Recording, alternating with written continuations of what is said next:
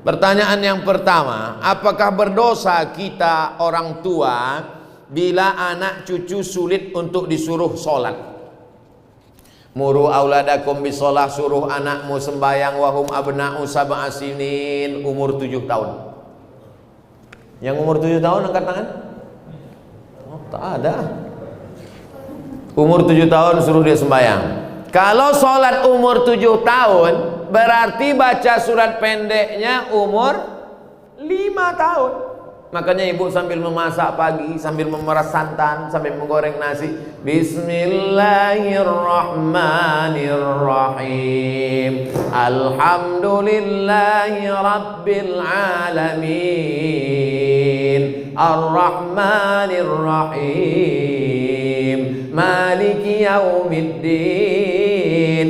Anak itu mendengar, hafal dia tanpa melihat Al-Quran. Dia tak bisa baca, tapi dia bisa hafal. Maka nanti umur 7 dia akan sholat. Umur 7, wadribuhum fil asrah. Umur 10 pukul dia. Tapi pukulnya tangan tak boleh terlalu tinggi, jangan sampai patah, jangan sampai maaf kena alat vital, jangan sampai lebam, jangan sampai tali telinga, lepas telinga itu sebelah. Abang, kata bininya, kemana telinga abang? Itu ditarik omakku dulu tak sembahyang. Nah, oleh sebab itu maka ini penting. Wadribuhum fil asrah. Masukkan dia ke pondok pesantren, SD IT, SMP IT, SMA IT. Yang tahan berpisah dengan anak, masukkan ke pesantren boarding school. Yang tak tahan berpisah, masukkan full day. Di Medan banyak, masuk pagi, jemput sore. Tidak ada yang bisa mengontrol, mengawal anak-anak kita ini selain benteng terakhir pendidikan anak-anak kita adalah sekolah agama. Sudah disekolahkan agama, sudah dikasih makan halal, sudah dikasih tunjuk ajar, sudah dinasehati, tak juga kita sudah tidak kurang usaha. Wala taziru waziratu wizra ukhra. Kita tidak memikul dosa orang lain. Bapak tak memikul dosa anak, ibu tak memikul dosa cucu, dosa tanggung masing-masing. Tapi kalau tak dididik dengan baik, tak sholat mereka, tak puasa mereka, pacaran mereka, LGBT mereka, maka ibu dan bapak berdosa karena menyia-nyiakan amanah. Alhamdulillah, masjid penuh, anak-anak datang. Alhamdulillah, tuh anak-anak banyak datang. Jangan takut ibu, jangan takut berdosa karena sudah dibawa anak ini ke masjid. Mana yang lebih kita dulukan? Kewajiban kita sama Allah atau sama suami? Kasihlah contoh. Kalau pertanyaannya umum, gimana saya mau jawab? Allahu Akbar, Allahu Akbar, kata azan. Datang lakinya, kau buatkan aku dulu kopi. Mana yang lebih didulukan? Ibu sholat atau membuatkan dia kopi? Ini tak akan terjadi. Kenapa? Karena bapak itu pasti ke masjid sebelum azan. Mana mungkin dia minum kopi orang azan? Tapi ibu dapat Fir'aun, nah inilah.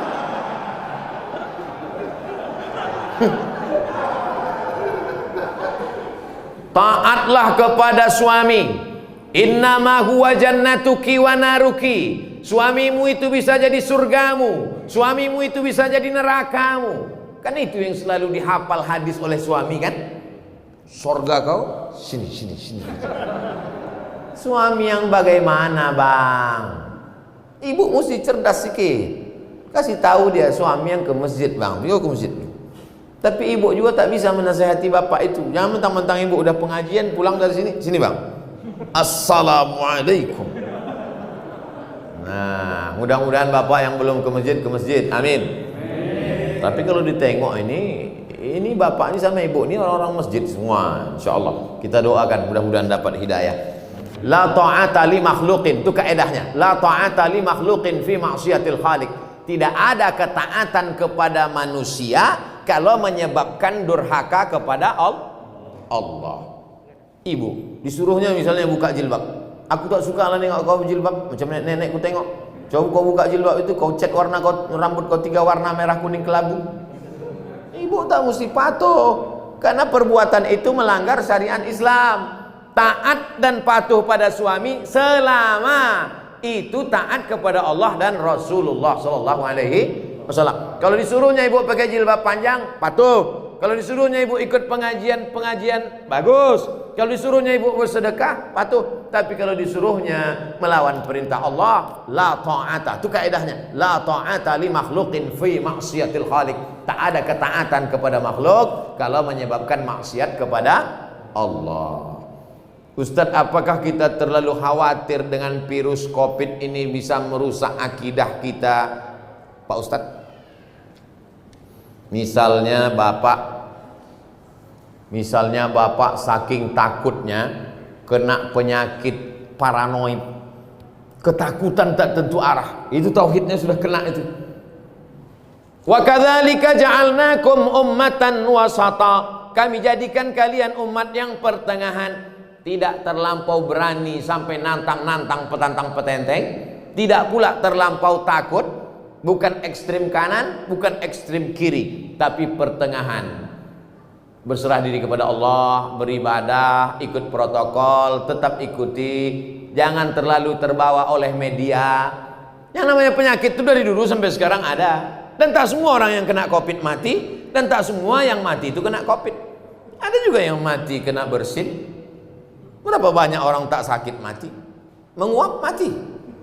Banyak orang yang tidur mati, tidur ketuk pintunya subuh tak bangun-bangun, pas dipegang udah dingin macam es batu. Oleh sebab itu berapa banyak pula yang dinyatakan positif sehat. Nah, itu jangan terlalu takut. Semua yang mati itu kata Nabi, lan tastakmil rizqaha wa ajalaha, lan tamuta nafsun, tidak akan mati orang qabla an tastakmila rizqaha wa ajalaha. Kalau sudah rezekinya penuh, kalau sudah umurnya penuh, pasti dia mati. Kenapa Abdul Somad itu tak mati-mati? Belum penuh. Mau dibunuh orang, mau diusir orang, disantet orang. Kalau memang belum penuh, tak mati. Tapi kalau sudah penuh, mati. Nah, ibu-ibu, bapak ini semua belum penuh lagi. Nanti kalau ada yang penuh, kemana sih anda kemarin? Udah penuh dah, mati lewat. Jadi jangan terlalu takut. Takut itu yang membuat kita akhirnya imun kita jadi turun. Kalau sudah imun kita turun, maka kekebalan tubuh kita hilang, penyakit pun datang. Saya tidak tablik akbar nih dari bulan Maret, April, Mei, Juni, Juli, Agustus. Pertama kali saya keluar sejak COVID, inilah ke Medan. Tapi tetap dengan protokol kesehatan. Nah, saya bawa kan ini biar jangan apa kali COVID itu. Insya Allah anak saya lepas pesantren akan lanjut ke Sudan. Nah, Sudan tempat saya kuliah tuh. Pertanyaan, anak saya wanita. Bagaimana situasi dan kondisi Sudan saat ini? Sudan terjadi revolusi peralihan kekuasaan dari Jenderal Omar Bashir setelah 30 tahun berubah sekarang, dan terjadi kesepakatan antara tentara dan sipil. Setahun dipimpin oleh sipil, lalu kemudian oleh tentara. Terjadi pergolakan politik. Tapi bagi mahasiswa tidak terlalu berefek. Saya di sana bulan 12, 2 kali. Bulan Juli, kemudian bulan 12 saya datang lagi. Anak-anak mahasiswa beberapa dari Sumatera Utara. Saya membawakan bantuan untuk PPI, Persatuan Pelajar Indonesia yang dari Sumatera Utara. Saya bawakan bantuan. Nah, nih. Oh, datanglah dari provinsi lain minta juga. Saya bilang ini duit orang Sumatera Utara. Kalian mintalah ke kabupaten provinsi kalian masing-masing. B, butuh berapa tahun biasanya untuk selesai S1 Pak Ustaz? S1 4 tahun, S2 2 tahun, S3 2 tahun dah bisa sidang. Tapi kalau mau lengkap 3 tahun, lewat dari 3 tahun kena denda. Jadi kalau umurnya berangkat 20 tahun, 4 tahun, 24, 26, 27, 28 28 pulang dia udah doktor. Tidak macam saya, udah 43 baru doktor. Judulnya akhirnya dokter juga. Tapi jadilah daripada tidak sama sekali. Pesantren anak saya saat ini dapat program beasiswa ke Sudan. Apa saja yang harus kita persiapkan untuk menuju ke situ Pak Ustadz? Bahasa Arabnya supaya dia nanti tak berat membaca kitab. Sekarang banyak kursus-kursus bahasa Arab. kemudian hafalan Qur'annya supaya nanti kalau ada kewajiban paling tidak 1 juz, 2 juz, 3 juz. Kalau kami di Azhar Mesir dulu 2 juz 1 tahun, 4 tahun 8 juz. Di Sudan tak ada hafalan Quran. Oleh sebab itu maka jangan terlalu takut, jangan terlalu khawatir. Banyak anak-anak Sumatera Utara di sana, mereka punya persatuan pelajar mahasiswa dari Sumatera Utara. Inilah pertanyaan saya lebih kurang. Terima kasih Pak Ustaz.